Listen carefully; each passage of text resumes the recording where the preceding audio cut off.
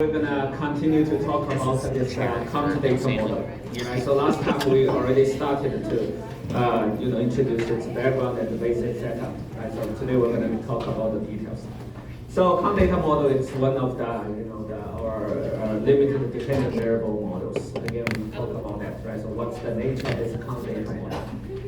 The dependent variable y takes count values. All right, so discrete count value. So it's non-negative integers, 0, 1, 2, 3. Basically measures how many times certain event of interest has happened for a particular observation. All right. So, but we said that why do we need when do we need a count data model? If the count is just an integer, and the integer can take any value, non-negative value, right? 0, 1, 2, 3, all the way to very large number. Then actually it doesn't really matter. You can still use the regular linear regression as an approximation. Although linear regression, the y variable will be real value, right? So it's continuously valued. But it can still serve as a reasonable approximation. So, but when do you really need to use a count model to model the dependent variable, the generation of the dependent variable differently? When the count is small, right, relatively small, you observe like a small count, 0, 1, then very few, like a 2 or 3. Then if that's the case, if you want to use this linear regression as approximation, it will be a very poor approximation, right? So that's why we want to use a different modeling framework to more properly account for that. So that's where this count data model comes in. So of course, count data model, to model this count data, you have different ways to model that. But the most popular one, most commonly used one, is also the representative model for count data problems, is the so-called Poisson regression. Maybe you have heard of that from somewhere else. So Poisson regression, we already introduced the idea last time, right? So Poisson regression is based on the Poisson distribution. All right, Poisson distribution is what? It's a distribution of a random variable. But what it is different from a traditional, like a typical distribution that you're familiar with, is that Poisson distribution is a distribution of a discrete random variable. Right? It's not like a normal distribution, like logistic distribution that we have introduced previously. Those distributions are for continuous variable, continuous random variable. So the value of that random variable can take any continuous value. Then the distribution is described by what? PDF function, right? So the probability density function of that distribution. But here, Poisson distribution is for discrete random variable. So the random variable can only take a discrete value. So instead, to describe the density function of that distribution, we simply specify the probability of this random variable taking any of those discrete values. All right, that's what we need to specify in order to describe that distribution. So we simply just specify what is the probability for that focal random variable taking any of those discrete values. Here, this Poisson distribution is for some random variable that takes non-negative discrete values, non-negative integers, starting from 0, and then 1, 2, 3, 4, all the way to positive infinity. Right? So then the distribution just describes what's the probability of this focal random variable taking each of those values. What's the probability of this focal random variable being equal to 0? What's the probability of this focal random variable being equal to 1, being equal to 2, and so on and so forth. So this equation, this expression specifies those probability. Okay? So we just simply substituting this k basically takes all those non-negative integer values, 0, 1, 2, 3. So you're just substituting the corresponding integer, non-negative integer, and then substitute that into this expression. You get the probability for this random variable being equal to that particular integer. All right? And then, you can, these are just here this e is the usual, the Euler constant, right? So the exponential e. And the lambda is the key parameter of the Poisson distribution. It determines the expected value of this random variable. All right, so lambda, the expected value of this random variable is equal to lambda. So you specify lambda, once you specify the value of lambda, you determine the distribution of this particular Poisson distribution. All right, and then other than that, everything else is known, right? So lambda is the parameter, and k is the value of this random variable self. So that determines, given different k, you get different probability. All right, so that's, it'll be useful if you can remember this expression, because it's also very commonly used, the Poisson distribution. All right, and last time we talked about that, this is like this. You see that this is the distribution, right? With different lambda value, you have different distribution.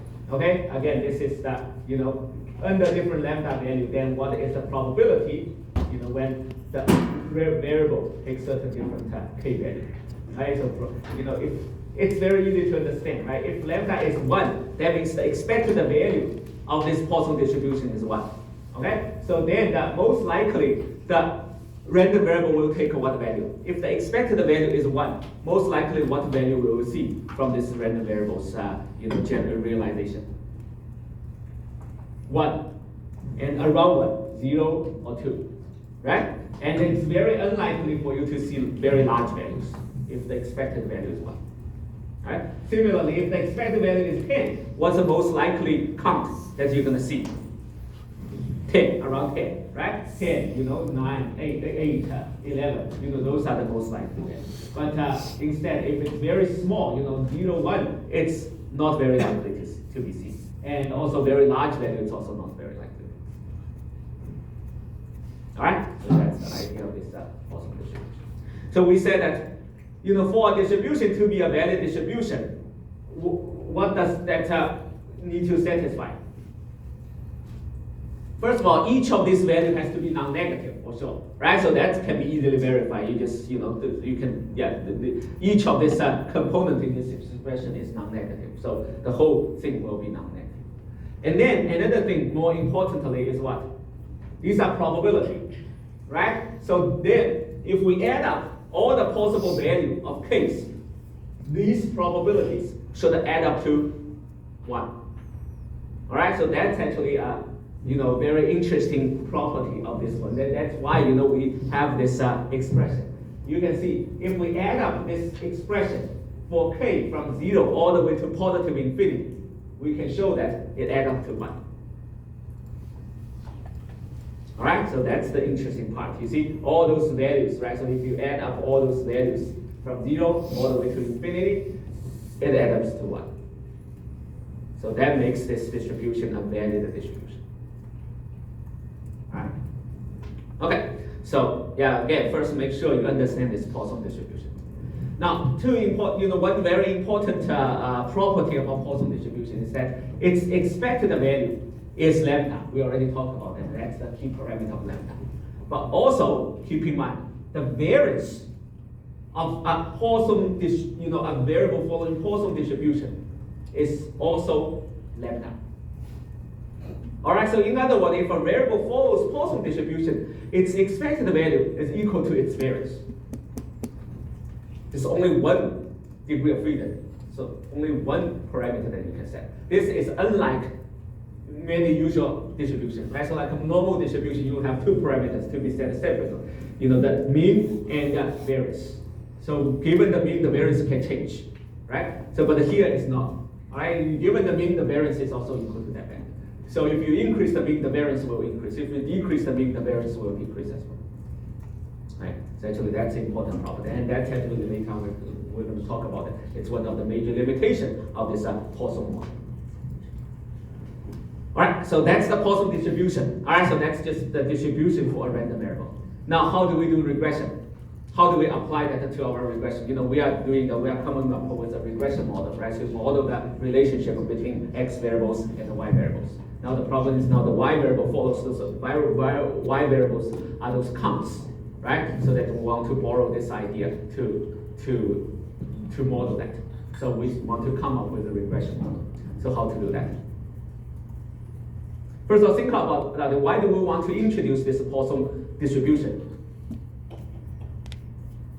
Simply because of its nature, right? So it's modeling the distribution, the probabilities of this focal random variable taking any of those non-negative integer values, right? Which is exactly what we want. Those are just like those counts, right? So that's why it can help us with model.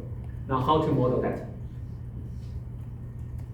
We can simply model y follows this Poisson distribution, right? But the thing is, how can we incorporate all the x variables? How do all those x variables, the independent variables, affect the possible values of y? How would you do that? What affects the possible values of a random variable following a Poisson distribution? Would it be lambda? Exactly, there's only parameter here, lambda. Right, so the idea is very simple. For Poisson regression model, for us to incorporate Poisson the distribution into this regression analysis, is that we just model lambda as the function of all the x variables. All right, we assume the y, the dependent variable, which accounts, right, follows Poisson distribution. But the Poisson distribution has a key parameter lambda, right? Then we assume that the lambda is a function of all independent variables, all x variables. Your mic is getting feedback. Can you turn it down a little bit, please?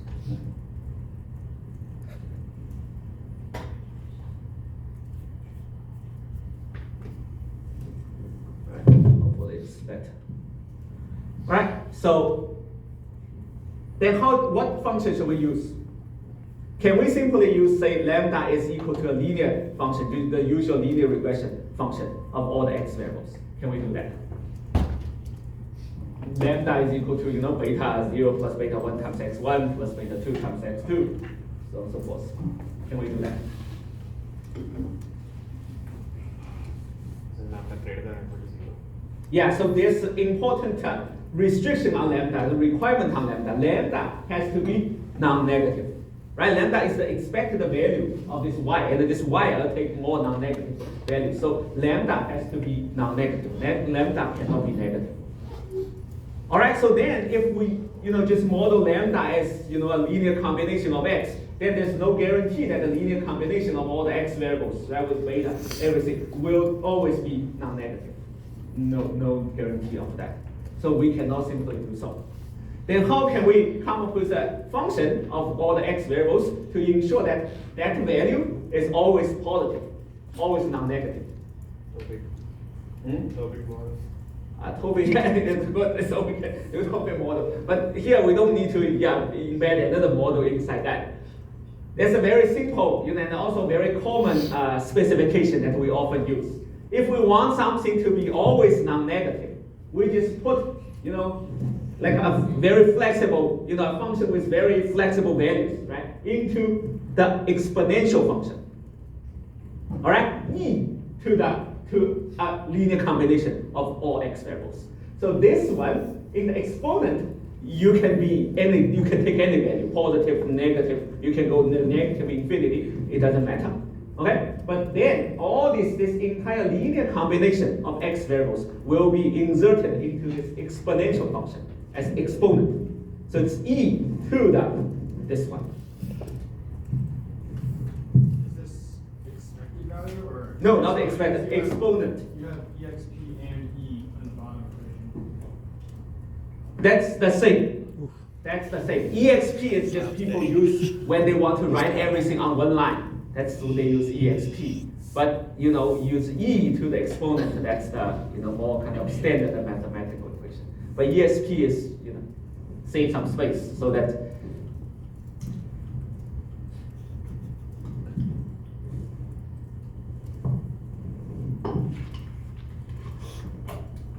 be sure you are familiar with this. Those are the we're going to use that all the time, right? So e of x is the same as exp of x. All right, just different notation. This one is to save space, so you can write the whole thing in one line. And also that's also oftentimes we use in the code. So usually, for example, in R, it's exp is a function, right? So it's in it just calculates e of this. But again, what is e of x? The exponential function. All right, looks like that. So this x variable, this is the e. This one is e of x. All right, e itself. What is e? What is e? Yeah, E itself, the value, it's the Euler constant. What's the value of that? About 2.7. But where does it come from? Anybody knows where does it come from? You can derive E as this one.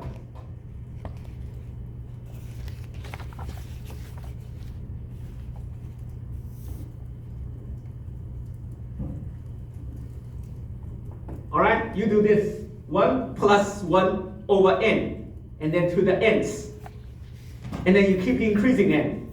Yeah, you can do, in R on computer, you keep doing. When n goes to infinity, this value converts to a constant magically, and this constant is just E.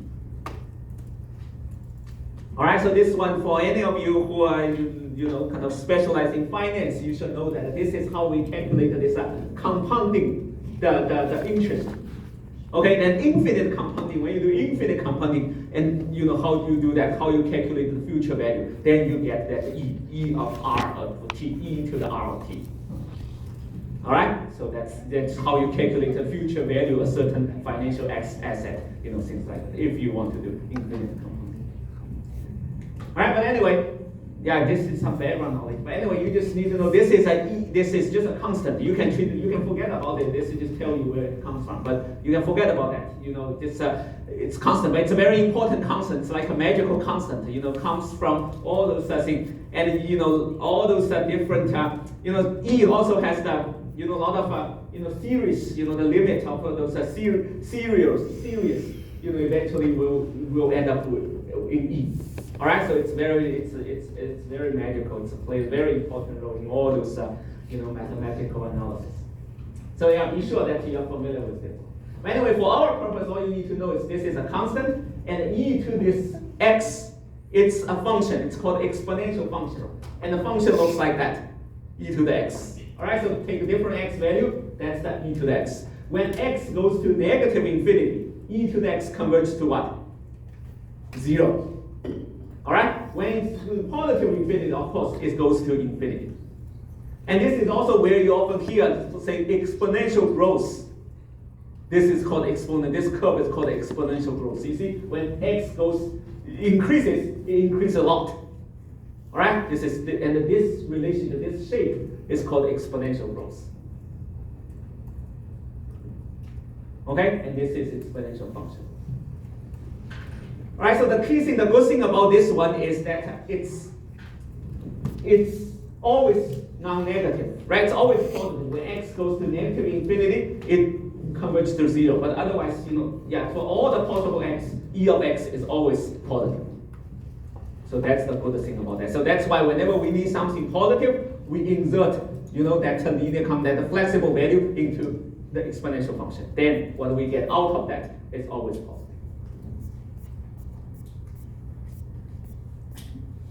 So another important feature is that if y is equal to E of x, then what does x equal to? Log of y. All right, that's another important what we're going to do in a minute. So basically you take log of E of x, you restore x. All right, logarithm and exponential. They are sort of the related, they are the reverse calculation. Okay? You take exponential, then you take log again, you restore the original value. Similar thing, if you take a logarithm first, exponential of log of x is also equal to x. All right? That's the same. You take log first, and then you take the exponential, you restore the original value. All right, those calculation we constantly perform in mathematical analysis. Be sure you're familiar with that. All right, back to this. Yeah, these are just notation. Okay, this and this are the same. Okay, you can see we can write it this way: e to the negative e to the x beta. That's also fine. Okay, now. Back to this one. We insert that into this exponential function. So what we get out of this is always positive.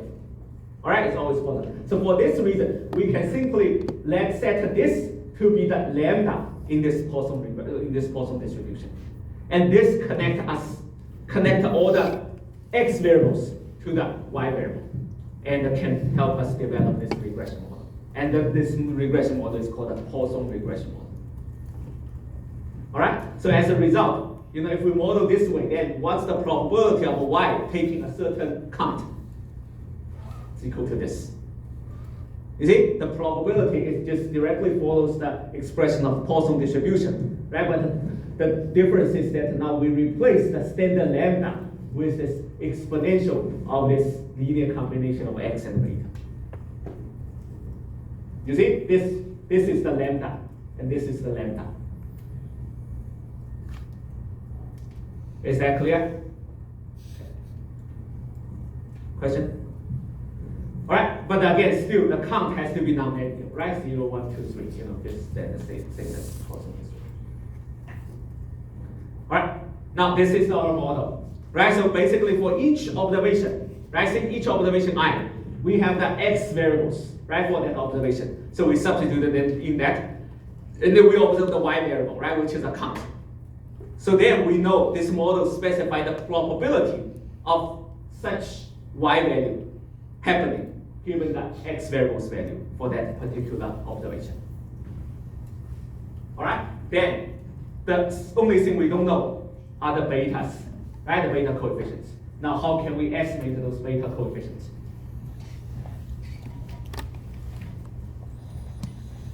How would you estimate those beta coefficients? We have this model just tells you the probability of y taking certain count given all the x variables values, and then you have all the data, you observe, each observation, the x variables values and the corresponding y variable values.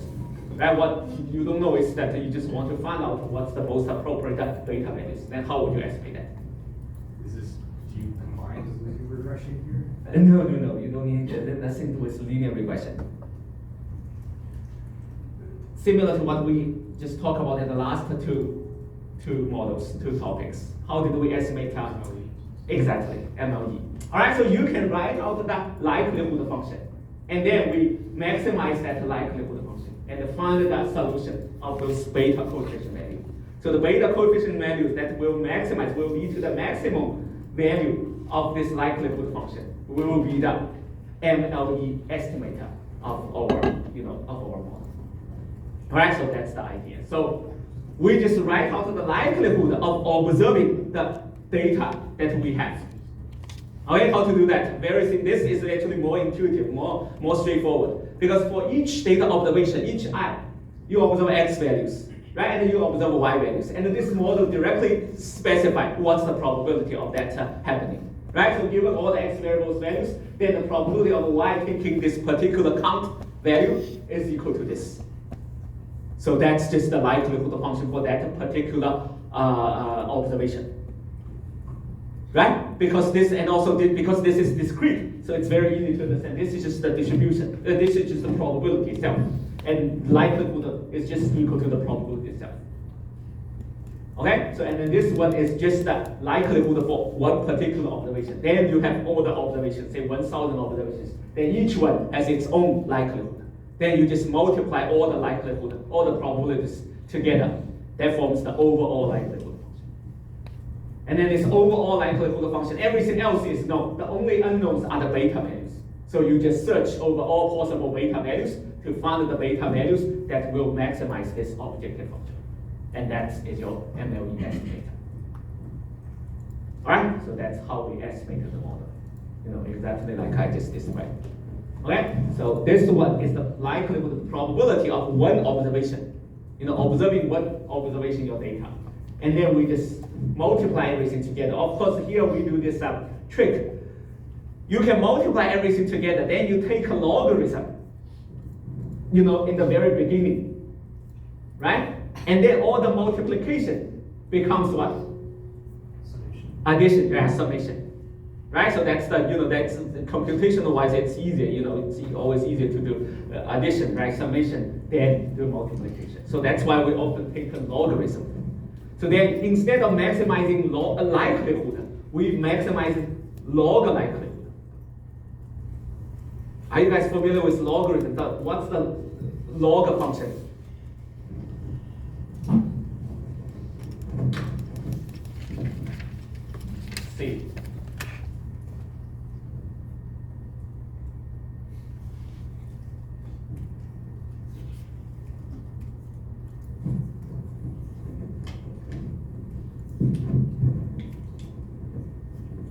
What we just saw here, this is the exponential function, right? The log function is the opposite, the symmetric way.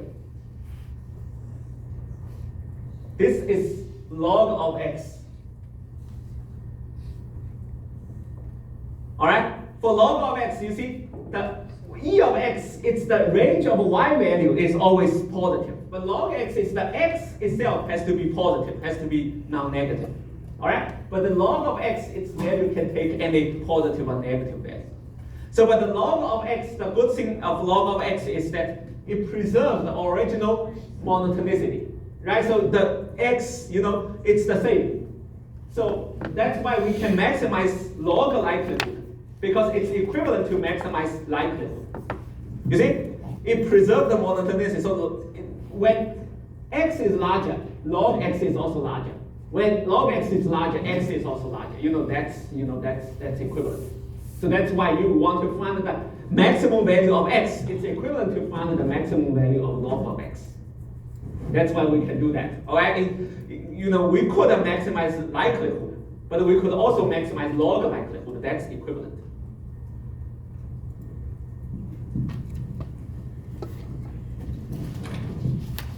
All right, so that's what we're doing here. Okay, so maximizing the likelihood function, the log likelihood function, just find the beta and maximize the log likelihood function. So it's just the same as the usual MLE maximum likelihood estimation. All right, and again, we have to run this numerical search routine to find the estimator, the MLE estimator for a Poisson regression. Right? That's how it works. Then once the search routine found the value of the set of beta values that maximize the log likelihood, and that's our estimates. Okay, and that's how the model is estimated. Alright. Okay, so again, once model estimated, that's once you run that in R, you get the output, right? So the estimates of all the coefficients. Now the next question is how to interpret those. What do they mean? Beta equal to 0.7. What does that mean? Right? Now, actually, one good thing is that actually the Poisson regression model, beta has direct interpretation. All right, the beta value it's sort of similar to linear regression. Linear regression, remember, the beta value has meaning by itself, right? When you see the beta 1, it simply measures the marginal effect of this particular x1 on y. Okay? So actually here, the Poisson regression also has similar meaning, but slightly different, but similar. The beta value itself has meaning. So we do a little bit transformation. Remember, how did we model that? We modeled lambda is equal to E of that linear combination, right, x beta. So lambda itself is expected value of y. Remember, y follows this Poisson distribution, so lambda is expected value of y. So in other words, we model expected value of y is equal to E of x beta combination. Right, let me write that down, since you are not very familiar with E.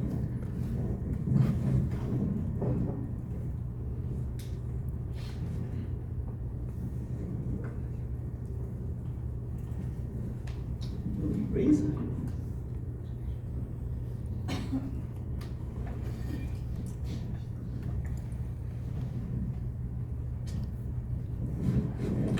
Use a different color. Use this.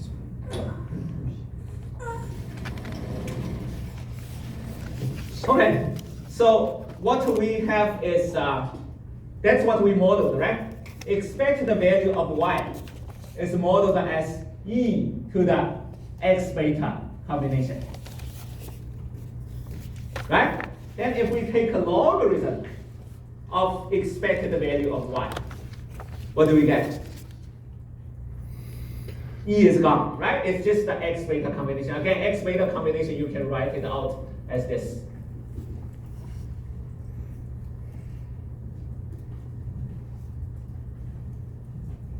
All right, now we have this relationship, right? It's logarithm of the expected value of y is equal to this. Now, what does beta mean? If we take a partial derivative of this one with respect to x1, what do we get? partial derivative of log of e of y with respect to x1, what do we get? Right? This is equal to this. So we take a partial derivative of this equation with respect to x1, which gives us beta 1. All right, so in other words, beta 1, for each beta coefficient, right? Beta, beta I, let's focus on beta 1, it's all the same, right? So let's focus on beta 1. So beta 1, a particular beta coefficient, is simply equal to the partial derivative of log of ey with respect to the corresponding x variable. Ey is expected value of y, the expected outcome, which is what we are interested in, right? Remember, usually what we are interested in, the partial effect. What's the definition of partial effect? Slight change in x variable. How much will that change the expected value of y? All right, so mathematically it's the derivative of expected value of y with respect to x. Now we are very close to that, but the only difference is now we have this logarithm. But this one, if we further derive this, what is this? Partial derivative of a log of something. How to derive that? Isn't it just 1 over? Exactly, right? So the partial derivative of a log of something, right? So it's 1 over this guy, right? It's 1 over e of y. And then we take the partial derivative of e of y. What's inside the log with this x1? This is called the chain rule, right? Chain rule of partial derivative. Again, calculus 101. All right, so the chain rule, you take a partial derivative of a function of f of x, right? Then it's you take the partial derivative with respect to that function itself, and then take a partial derivative of whatever inside that function. All right, so that's this.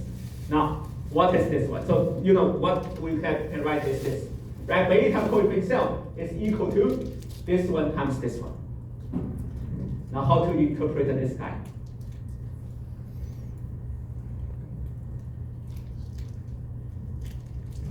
This guy itself is our usual partial effect, right?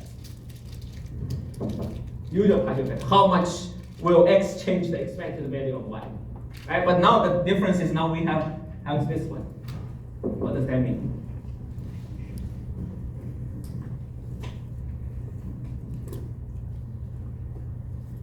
Changing expected value of y over the original value of expected value of y.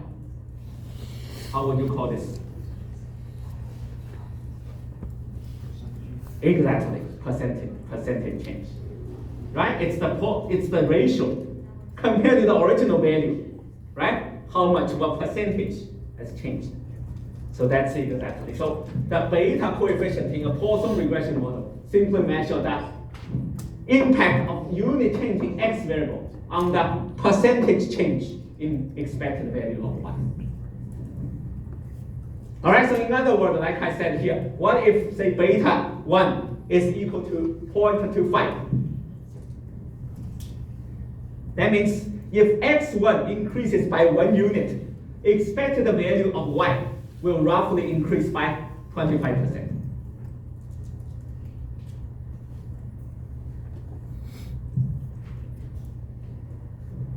Is that clear? All right, so that's the good thing about Poisson regression. So the beta coefficient itself has direct interpretation. But it's the partial effect of x on the percentage change in the expected value of y.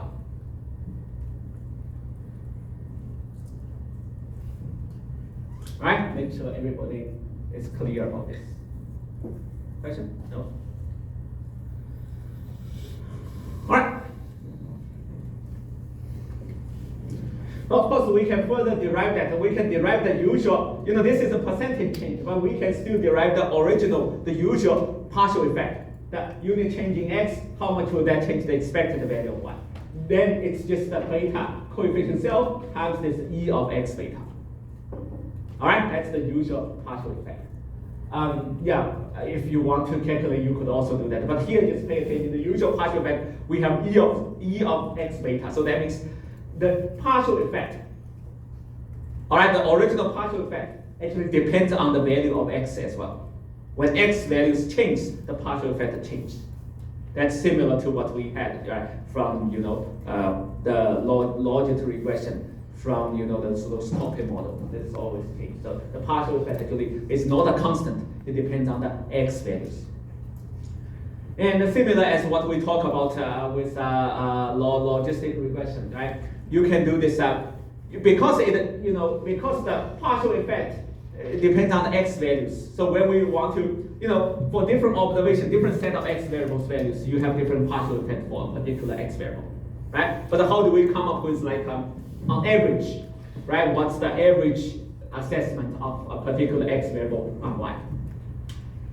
We have to evaluate at average value of all the x variables. So that's why, similar to what we introduced in binary response model, we can do two ways of averaging. One is called APE, remember average partial effect. The other one is called PEA, partial effect at the average. So what's the difference? PEA is that we evaluate this partial effect at the average value of x. All right? APE, average partial effect, is what? We evaluate the partial effect for each observation at its x values, and then we average that over all observations. Remember, we talk about that in the binary response model, right? There's two ways. These are typically two ways we evaluate the average effect of a particular x variable on y. APE versus PEA. Then these two, are they the same? They are not the same, right? We discussed that they are not the same. Simply because this E of x beta is not linear. It's non-linear, right? If this function is linear, then you do that. Evaluate this function at the average versus average, and all the function values will be the same if the function itself is linear. If the function itself is not linear, then they will not be the same. There's two different values. And whether, I remember last time, someone asked the question, right? Which one is larger, which one is smaller? It depends on the concavity of that function. All right? So that's the PE and APE. So here we can do, for example, if we want to do APE here, average partial effect, what should we do? That's the equation, right? For each observation's x value, we simply substitute that in, and then we get the beta x and beta. And then we average, this one itself is the partial effect for a particular observation I. And then we average that over all observations. That gives us the APE, the average partial effect. All right. So one thing I want to quickly point out is actually one very good property of this Poisson regression model is that we can show that this one, exponential value of xi beta hat, the beta estimated beta, is actually just equal to y hat. All right, so that's the same. This one. So that's from the first order condition in deriving this the maximum likelihood estimation. So this is actually basically this is just the estimated value of y. All right, so it's very simple. So basically, what you can do is you can just simply use that to calculate that. Yeah, anyway, that's not very important. I just point that out. All right, so that's the partial. But I would still encourage you to be familiar with this one. I think this is more intuitive. This is the standard partial effect, so you need to multiply the beta coefficient with this coefficient in the front, which depends on x values. So then when you want to evaluate the partial effect, the average partial effect, you have to specify the x values. So you either do APE or do PA. But I think in contrast, this one is more insightful. Right? So the beta coefficient itself has meaning. You don't need to multiply that with another coefficient in order to interpret the meanings. Itself has meaning. It simply means that this marginal change in this x variable, how much will that lead to percentage change in the expected value of y, the expected count. All right, so make sure you are familiar with this result. All right, now let's That's the basic idea of Poisson regression model. How to set that up, how to estimate that, and how to interpret that. All right. So all those steps are very intuitive, very straightforward. So that's why Poisson regression is a very clearly defined, very it's like a model with very clear meaning and interpretation. So that's why it's very commonly used. Okay, now but there's limitations of Poisson regression model. One important limitation is actually related to what I just pointed out. For Poisson distribution, there's only one parameter, which determines both the expected value and the variance, linking both together. No way you can break that apart. So for this reason, it's always, if you think this model, you assume your model follows Poisson distribution. Implicitly, what you are assuming is that the expected value of y is always equal to the variance of y. But will that always be the case? Not necessarily, right? In your data, if you look at all the y values in your data, all the counts, you can easily calculate that. You can quickly calculate. Once you have the data, you have all the counts, right, as a y variable, you can quickly calculate its expected value and calculate the sample variance just to see if they are close to each other. The two values are close to each other. If they are close to each other, then the standard Poisson regression model is a good model, good fit for your data. But what if they are very apart? Variance is much larger than the expected value. It's totally possible, right? Just think about the usual normal distribution. The usual normal distribution, you have a mean, but you can make the variance very large, right? While fixing the mean, right? It's totally possible. Without changing the mean, you can change the variance, right? You can make the variance very large. So that's the same. In real data, you actually often observe the case that the variance of the y variable is much larger than the expected value. This is what we refer to as over dispersion. All right? Question? I just have a question about the use of expected values. So in this case, we're referring to the mean of the Poisson distribution when we say E of y, right? Yeah, expected value is the expected value for the variance, for the random variable. But then when you evaluate that using your sample data, it's the mean. You see, that's two different concepts. But how you estimate the expected value of a random variable? You use the sample mean to estimate the expected value of random variable. So Mean is for your sample. Expected value is for the random variable itself. Random variable, represent the data from the population. Yeah, practically they are the same thing, but theoretically they refer to difference. Mean is referring to the sample, the average in the sample. So what is the expected value of y in like our likelihood equation? That's not referring to the sample mean, right? It's referring to like the y hat. No. Expected value of y in Poisson is just equal to lambda. If y follows Poisson distribution, expected value of y is just equal to lambda of that Poisson distribution. I meant the likelihood. Likelihood, that's just equal to, because in the Poisson regression model, we set lambda equal to exponential of x beta. So then expected value of y is simply equal to exponential of x beta. Is it E of x beta? That's how we set up the model. Right? E of x beta is mean. So expected value of y is simply equal to lambda, which is set to E of x beta in our Poisson regression model.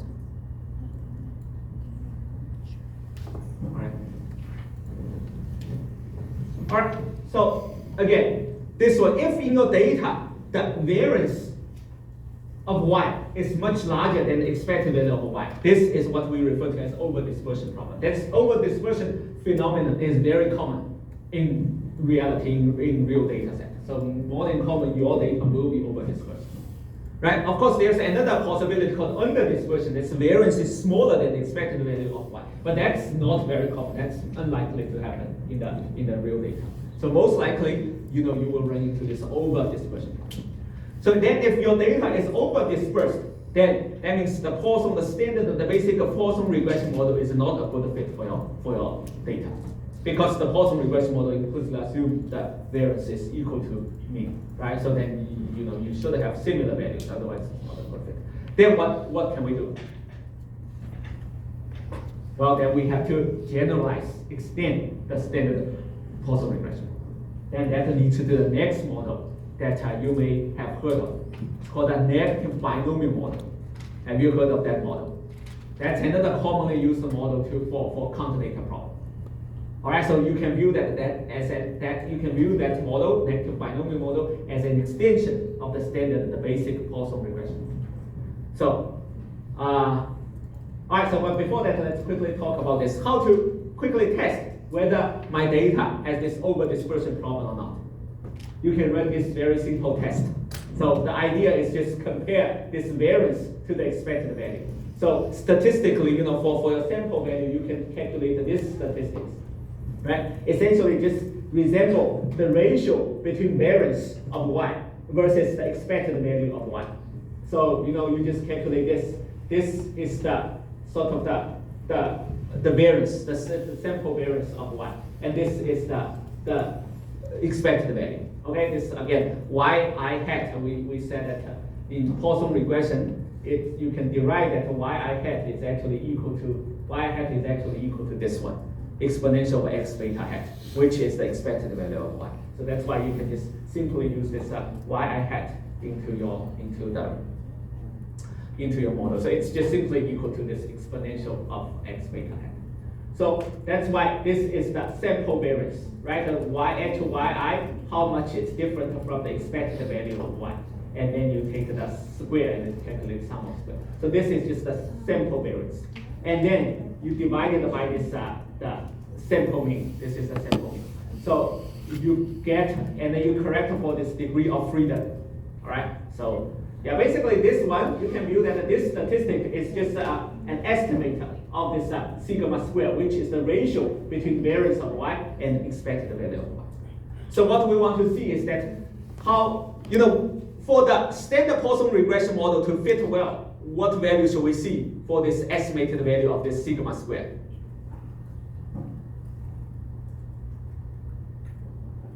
For Poisson regression model to fit well, theoretically this one should be equal to this. So the ratio between this and this should be very close to 1. All right? So if you calculate this statistics, if its value is very close to 1, then you are good. Then the standard Poisson regression model is a good model. It's a good fit. You can simply just use the standard Poisson regression model. But what if this value is much larger than 1? For example, it's close to 10. Then over dispersion. That's the indication of clear over dispersion. Again, this value, you can view that as the ratio between this and this. So if this ratio is very large, that means the variance is much larger than the expected value of y. So that's a clear indication of over dispersion. All right, so if that's, you calculate this based from your data, and if you get a very large value, much larger than 1, then that's over dispersion. That means you have to use a different model, right, to extend the basic Poisson regression model to better fit your data. Can that standardization, or for example, taking the natural log of your data help reduce the dispersion, or not really? Yeah, you cannot. I mean, yeah, generally it can, but in this case, if you take the negative log, then the theoretical setup doesn't fit because you assume this original y follows this Poisson distribution. If you take a logarithm, then it doesn't really follow the Poisson distribution anymore. So yeah, it doesn't. So that's why we need to theoretically from the theoretical framework can make some changes inside that to then derive everything sort of coherently to get some new model, new way of estimation. So that's actually what leads to our next topic. Next, the generalization of the standard Poisson regression. So that gives us this so-called negative binomial model. So how do we derive? Where does negative binomial model come from? Actually, it comes from the standard Poisson regression, but add a tweak, add a kind of a complication to that. So this is called a random effect. So basically what we do is we add a random effect into the standard Poisson regression model to generalize that. So pay attention here, so see how it works. Recall that in the standard Poisson regression, how do we model that? We model the expected value of y, right, which is equal to lambda as a function of x beta. So we model this lambda is equal to e E of x beta, right? For each observation. So we substituting xi for each observation. We get the lambda I for each observation. All right, that's the standard Poisson regression. But the thing is, now the problem is what? With that, we should have the variance equal to the expected value. But now our problem is we have over dispersion problem, right? So we resort to negative binomial effect because we have over dispersion problem. So we have to adjust. We have to change the negative binomial model. So because we have over this, that means we have too much variance. Can you just turn the volume down some? Okay.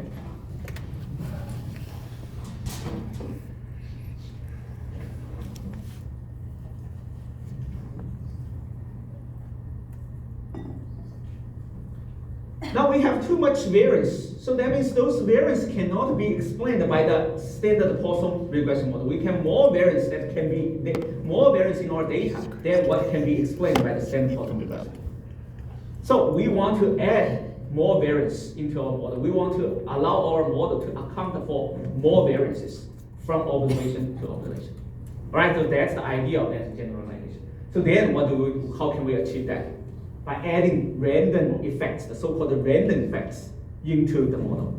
So now we further allow each observation, their expected value of y, to further vary beyond the standard level. The standard Poisson regression model, the level is that expected value is this level, right? But we want to further allow that to further vary. So then we further add one random coefficient in front of that. This mu I is a random coefficient following a random distribution. All right, and it can take any different value for each observation, from that distribution. This is called a random coefficient. All right, this is something that we do not directly observe. It's sort of hypothetical. We assume that we add that into our model, but we allow that. So as a result, we allow this expected value of y for each observation to further vary beyond this level.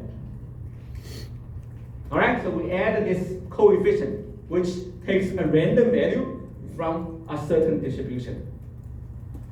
And then this random coefficient multiplied by exponential of x and beta. You see, this value is determined by the x variables values. Right? Once the x variables value is fixed, and given the beta coefficient value, this value is fixed. So no more room for further variance. Right? There will be variance, but the variance is created by the different values in the x variables for each observation.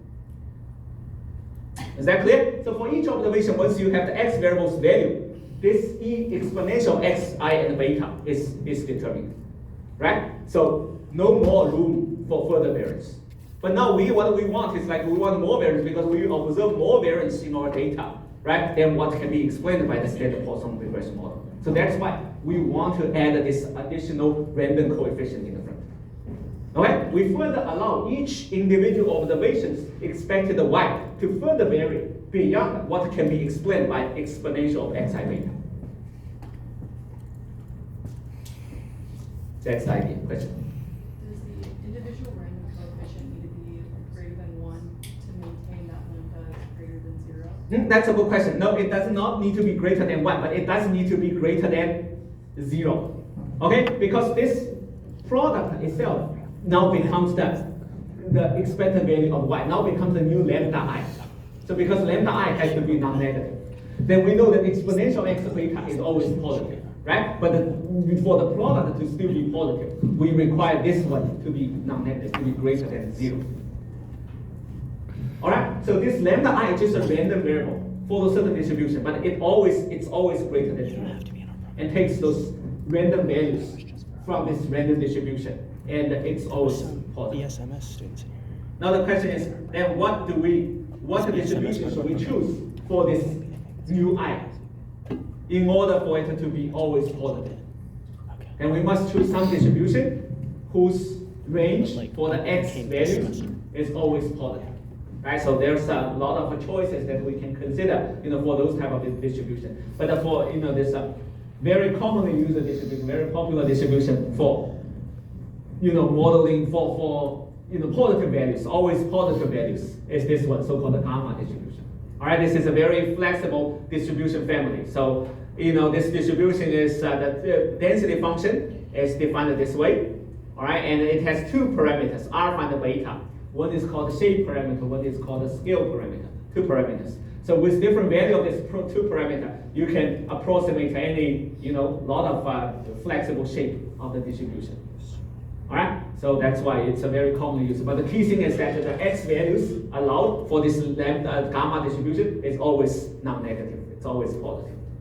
So that's why if you want to model some distribution whose x value is always positive, gamma distribution is a very good choice.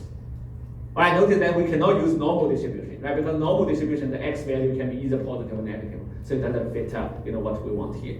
All right, so then gamma distribution is a good choice for those distribution that the x values is always positive.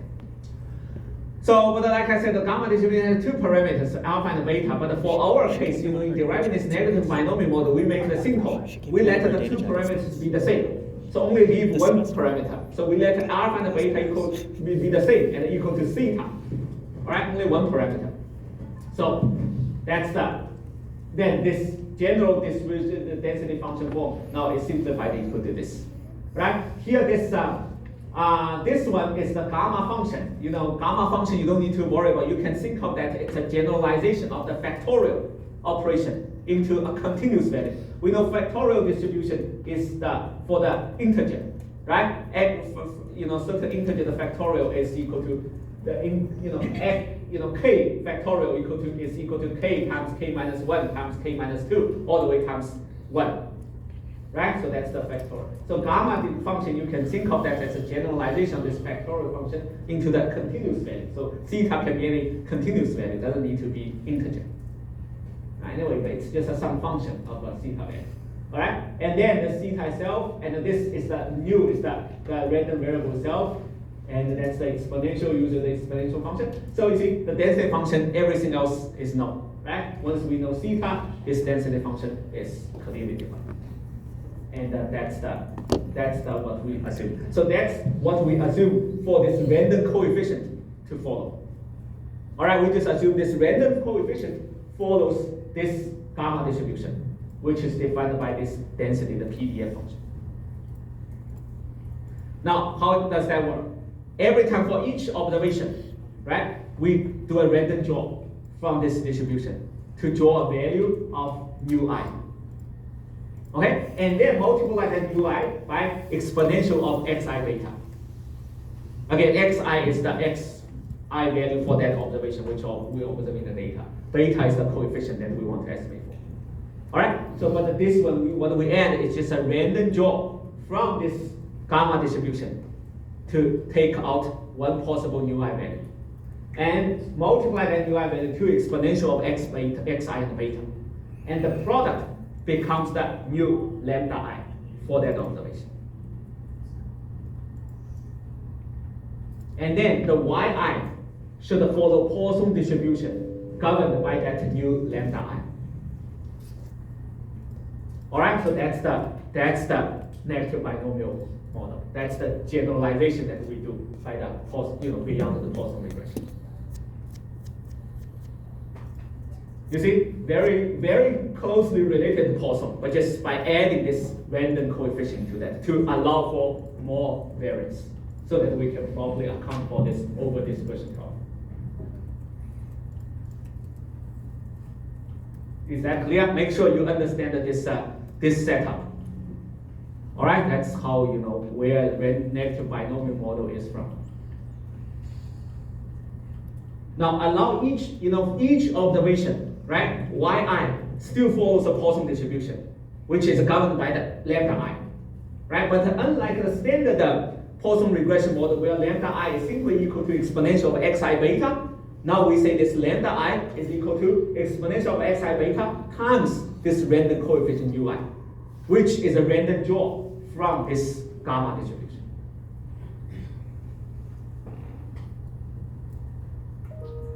That clear? All right, that's the setup. Now the next question is, how can we derive that? We still want to estimate the model. right? And how we estimate the model, we will still use MLE, maximum likelihood function. So we need to derive the likelihood function. The likelihood function, the likelihood of observing the data that we have. Again, the data we have are still the same, all for each observation, all the x variables and the yi, the y count. So nu I is never, it's sort of imaginary, right? So it doesn't exist in our model. So it should be handled. Okay, so eventually deriving the likelihood function, mu I should be gone. It shouldn't appear in the likelihood function because it's not part of our model. So how to do that? How to derive the likelihood function? You know, for something that we do not really observe, right? In deriving the likelihood function of what we observe, we have to integrate the possible value of that nu I out. All right, so that's what we do. So we do, given nu I, what we observe is y and x, right? For each observation, we observe xi and we observe yi. Then what's the probability of observing yi given xi according to our model? According to the negative binomial model, the generalized model, we now have this nu I. So we should know the value of nu I, right? But the thing is, we do not really observe the value of nu I. So what do is that we integrate that out over all possible values of nu I. All right, so that's the idea. So given a certain value of nu I, the probability of us of observing y equal to k in our data is the usual Poisson probability. Right, the usual probability is only with the lambda now becomes nu times mu. Again, mu is the exponential of ex, right? And mu, that's mu exponential of x beta. And the nu is the random coefficient. All right, so that's the new lambda, and that's the usual Poisson probability. But the problem is that this is given the value of u, but we do not really know the value of u, right? So that's why we need to integrate over all possible value of u. So then all the possible value of u, we draw that from this gamma distribution. So follows this gamma distribution. So we integrate that out over this gamma distribution. All right, it's just like the data generating process we have been describing. Okay, so every time we draw a possible new value from this gamma distribution, and then given that new value, we know the likelihood of observing the y value. Right? But then the new value can take any value following this distribution. So overall, without actually observing u, what's the overall probability of observing y given x? It's just by integrating that new value out over this distribution. So this entire integral, the result of this entire integral will give you the probability of observing the current y for observation I, given its x variables values, without knowing the exact value of ui. Is that clear? I'm just trying to understand the value of adding the error term if we're just going to integrate it out or we're looking at the likelihood function. That's a good question. The value is just to allow for additional degree of variance, so that we can overcome, we can account for that over dispersion phenomenon we observe in our data. It doesn't change the expected value, but it will increase the variance by adding. Basically, we are adding a noise right into our model to allow the model to have additional level of noise. So it will increase the variance. All right, it doesn't change the expected value. Yeah, so you can think of this one is that taking the expected value of the likelihood over all the possible value of a u. All right, this is this. So after a lot of derivation, you can derive the probability of this one as this. And this is the likelihood for negative binomial model. So this one, if the y value follows this probability, y value taking a certain non-negative count follows this probability, we call this negative binomial distribution. Negative binomial distribution, there are two parameters. One is theta, one is the mu. This mu is similar to the lambda function in the standard Poisson distribution. But now we have one more parameter, this theta, allow us for over dispersion, to account for over dispersion. All right, this is negative binomial distribution. So now we have two parameters to allow the expected value to be different from the variance. Now theta is called a dispersion parameter, and mu is the mean. All right, mu resembles the original lambda in the standard Poisson distribution, but theta is something additional to account for the over dispersion. And yeah, as we said, the negative binomial model is a Poisson gamma mix. And for our negative binomial regression, again, we just simply assume mu is equal to exponential of x and beta. You know, the same idea as the standard Poisson regression. And again, we already know the probability, so we already have the likelihood function in n, and then we just estimate the coefficient value to maximize that likelihood. Right, now the key important thing is that how does negative binomial model account for this over dispersion? How does it relate to Poisson regression? All right, so that's key important result for you to remember. As this dispersion parameter, theta, you know, this additional parameter we introduce into negative binomial model, as it increases to positive infinity,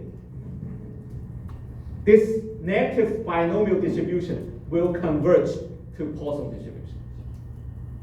All right, when theta becomes very large, negative binomial model converges to Poisson distribution. As a matter of fact, I can show you the fact that this important result. For negative binomial model, what's the expected value of y? You know, here x is that's general. That's a general the random variable, the focal random variable. Here, actually, in our model, the focal random variable, the counter random variable is y. Right, so here x is just a general random variable, right? So yeah, don't be confused again. But anyway, the expected value of a random variable following negative binomial model is mu. This is similar to the Poisson distribution, right? Poisson distribution, the expected value of that focal random variable is lambda, right? But now for negative binomial model, the variance of that focal random variable is equal to this. All right, is equal to this. It's a mu plus this term. So first of all, the variance will always be greater than the expected value from negative binomial model. You see? So that's why negative binomial model is designed to account for over dispersion problem. It cannot address under dispersion problem, because by design, the variance of a negative binomial distribution is always greater than the expected value. All right, first of all, to keep that in mind. Now think about that. The difference is determined by this expression. When is the difference large? When is the variance of a negative binomial distribution much larger than the expected value? Only when theta is large or small. It's small. Okay, when theta is small, remember theta has to be positive, right? So when theta is very small, actually this negative binomial model is very much different from the standard Poisson regression model, in the sense that the variance will be much larger than the expected value. So it can account for severe over dispersion problem. But when theta is very large, theta goes to, for example, positive infinity, what happens? This term actually diminishes. So then the variance becomes very close to expected value. And then the negative binomial distribution converges back to the original Poisson distribution.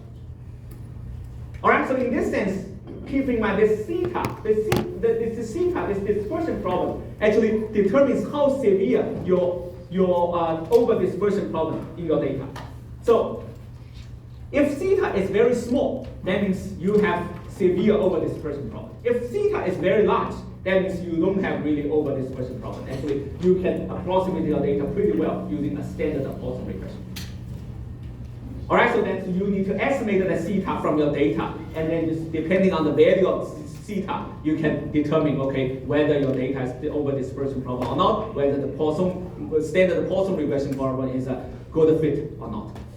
All right, if it's not, then you need to, estimate a negative binomial.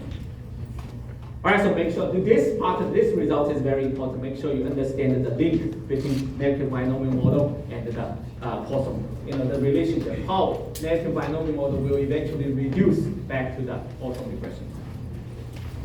Alright? Okay, so much for today.